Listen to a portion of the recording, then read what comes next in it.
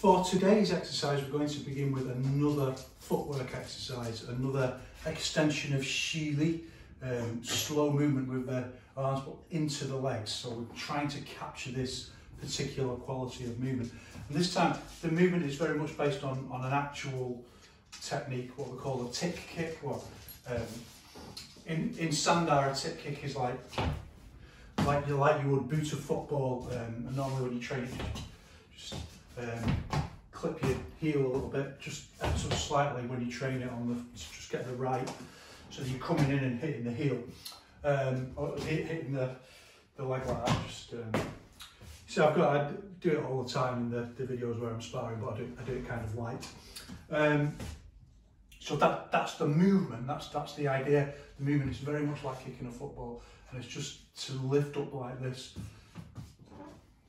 1, 2, and then from there to circle to this kind of almost like a side kick. The choir is in and down. So I'll do it this way first.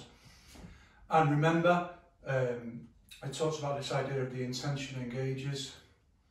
Really, your intention is always engaged, but when I say that, I mean you just from normal levels of we don't want to use tension. We want to use this concept that there's a dialectical interaction between tension and relaxation. It's somewhere in between.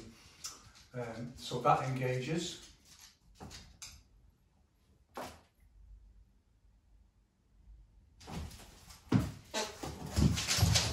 Well, you can never do that with a dog because now that's the game. No, look, you'll have to take Squeaky Octopus out. That busy. That busy. Go on. We'll play later.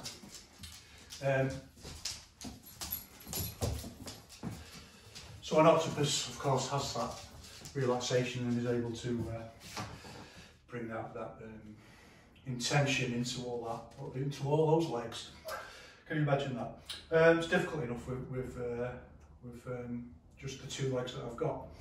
So the intention engages. That's too much. See, now I'm putting it on for the camera. The intention engages, and I turn. So I'm going to use this figure of 8 movement, and this is where the movement engages. And again, the back foot completely flat on the floor, and I lift. See, now my leg is bending, and it lifts, and it just comes out at knee height like that.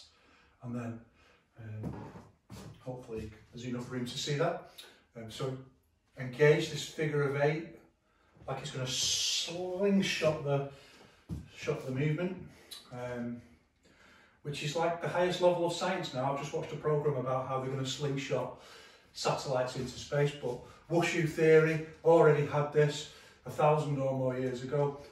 Turn, figure of 8, and this lifts, the leg drags, and it lifts. See, now it's bent like this, hits as if it's going to hit the knee, and then move from the heel to a kind of side kick position, and then hold your balance, and then just drop all your weight, controlled.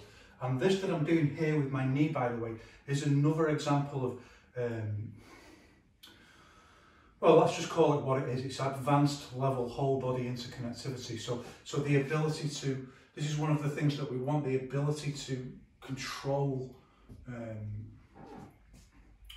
not impact, but weight bearing, load bearing. So if you think about things like, if you're pushing against someone, yeah, okay, you can completely tense and then you're kind of frozen, but what if you tense and you want to move? So we want a springier concept, springy forces it's called in Chinese martial arts. So the ability to, you know, from here to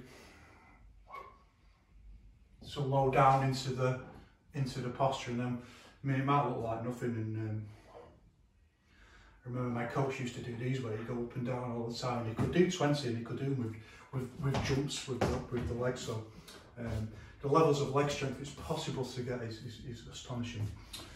But that's our basic movement, so I'll do it going this way.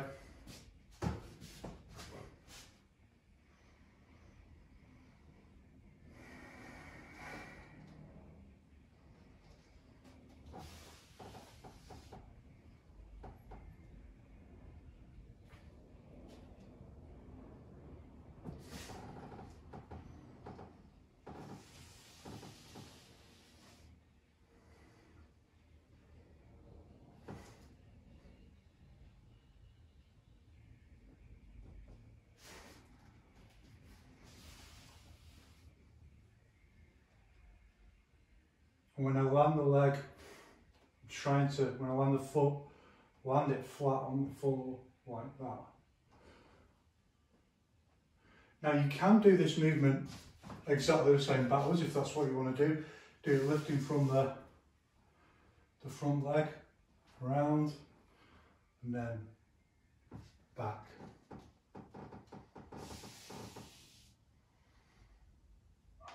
Forward, round, and then land. See, my foot is flat and lowering flat on the floor. That's the really hard part. One, because you want to touch your toes first and then ease your landing down. But no, foot is flat and it lands flat on the floor like that. Do a couple forward this way again. Hopefully there's enough room on the camera.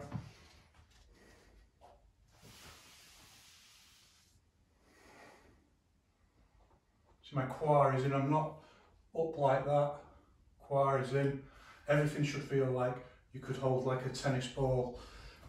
Hold a tennis ball here. Just about.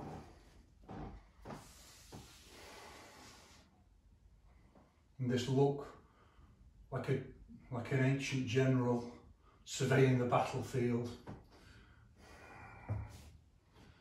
before the, you know, like before the unification of Qin, you know, like just the will, you know, the will to prevail, just trying to channel that sense, that idea. That at some point in a crisis, something's going to click. Believe me, I've been there. Something is just going to click and you just feel that kind of wrath and you no longer worry about whether this is going to work or not, you're just going to do it. So although you can do all of these movements exactly the same forwards and backwards, in the curriculum that we teach, they've all got their separate movements working backwards as well. So in this case, yes, you can do this back as I've said, but we have a special movement and it's like from here, so the weight goes back. Now here's the really hard part. This foot, you can slide it back a little bit and do sometimes, depends how lazy you be, but if you're being really strict with yourself, just lift flat off the floor like that. Now I'm going to lead from the heel, and the heel's going to go around, keeping this contradiction of relaxation and tension. I'm just going to point that way, and we're going to look that way, and then look at my foot, articulation of the foot, and then lands flat, back into the figure of 8. And this posture is very much like, you know, like you see in monkey wushu, well, I see it done better than that. So again, the other way, we'll do it like this. What's the best way? We'll do it like this. So, again, figure of 8 engages. Figure of 8 engages and look, just lift off the floor like that. Try your best, you can slide it in a little bit, don't worry. And then move with the heel, see the intention engage. And this turn, as you turn and look the other way, is really important because it really affects your balance. Then articulate the foot, the ankle, and then control the balance, drop down into the figure of 8 movement. And that's the movement that we want.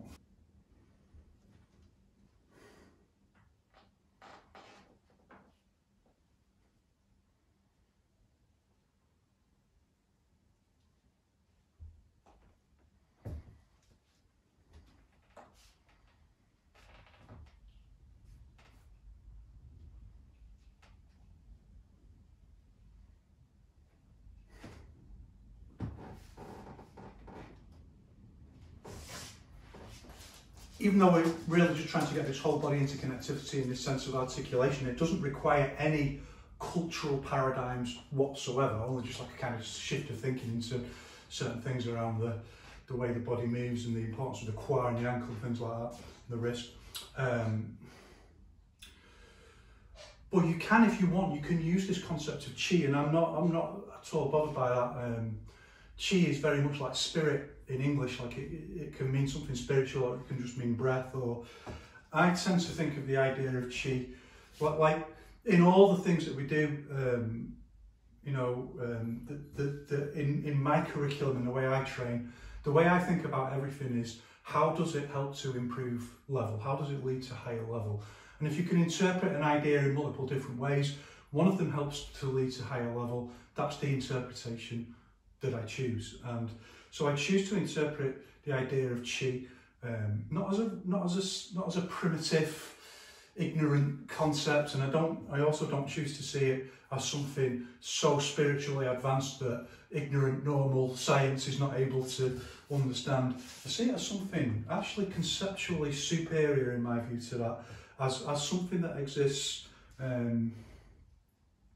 like something that's real because it's real in its effects. So if you visualize, if it helps to visualize Qi flowing through your body, if it helps to visualize that and bring your intent, you know, if you visualize Qi going to your foot, and that helps to, you know, bring your intent into the posture, then I'm fine with that.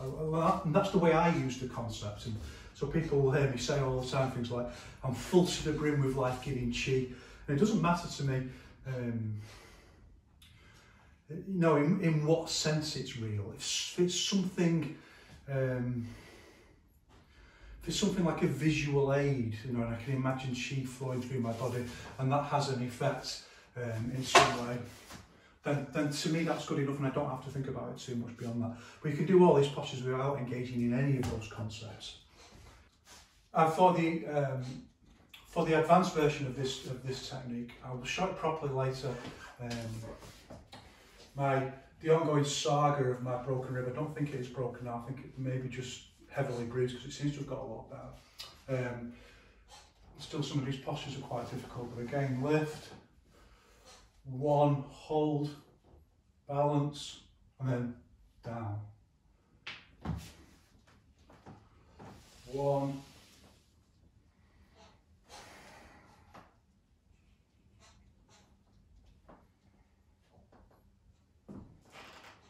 and down.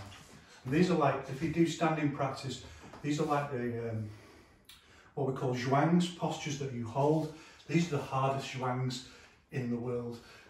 These are like 20, 30 second zhuangs.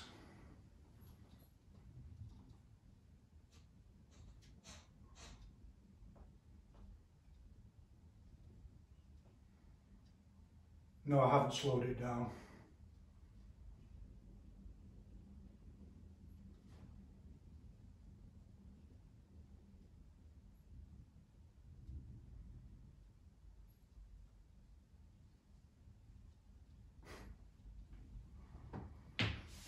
It's about 20 seconds. That's about most I can do with my, it's pulling on my back, but I do for about a minute or something. Yeah, normally I do for about a minute. That's no problem.